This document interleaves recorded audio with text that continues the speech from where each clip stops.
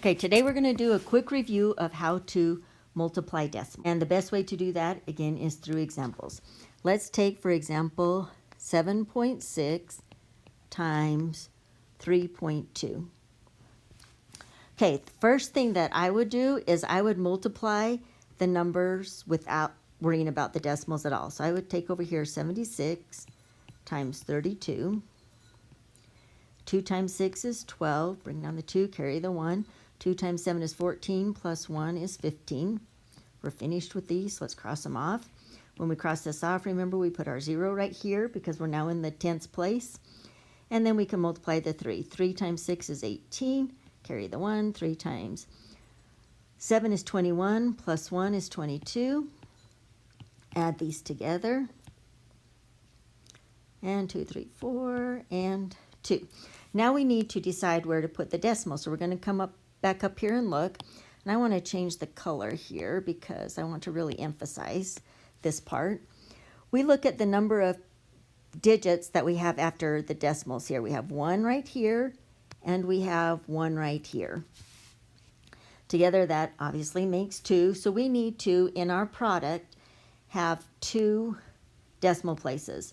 So we have 1, 2 decimal places, and our decimal is going to go right there, so that 7 and 6/10 times 3 and 2/10 is equal to 24 and 32 hundredths. Okay, let's do one more example to make sure we've got it. Let's go ahead and clear this and switch colors. There we go. Let's take 7.4 times 0.043. Okay, remember how I said before, multiply the numbers without the decimals.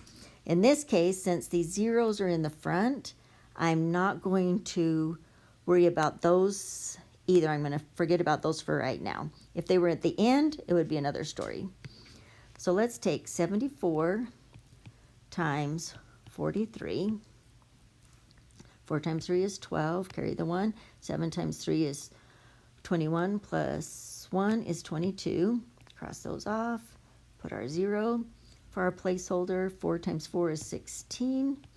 4 times 7 is 28, plus 1 is 29. Add them together. And now we need to decide where to place the decimal. So let's take a look again.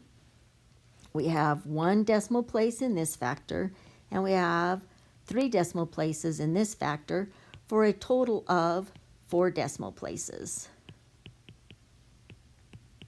So we need 4 decimal places in our product.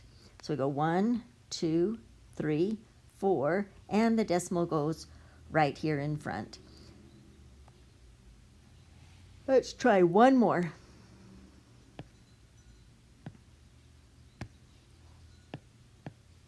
Okay, let's take 2.3 times 0.620. There we go. So again, we're going to just take our 23 times, and in this case, we, actually, let me back up just a minute. Oops, put that back on there.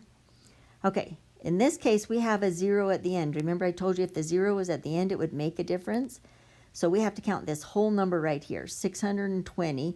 Since 620 has more digits than 23, I'm going to put that one on top just to make the multiplying easier. And my 23 down here. And we're going to multiply. And 3 times 0 is 0, 3 times 2 is 6, 3 times 6 is 18. Cross that off. Put our 0 placeholder. 2 times 0 is 0. 2 times 2 is 4. And 2 times 6 is 12. Add these together. And now we need to determine our, let me go back, make that smaller. I want to erase that so that we can check our placeholders. So we've got 1 decimal place here, and 1, 2, 3 decimal places here for 4 decimal places. So we need 4 decimal places in our product. 1, 2, 3, 4. And the decimal is going to go right here. And that is a review of how to multiply with decimals.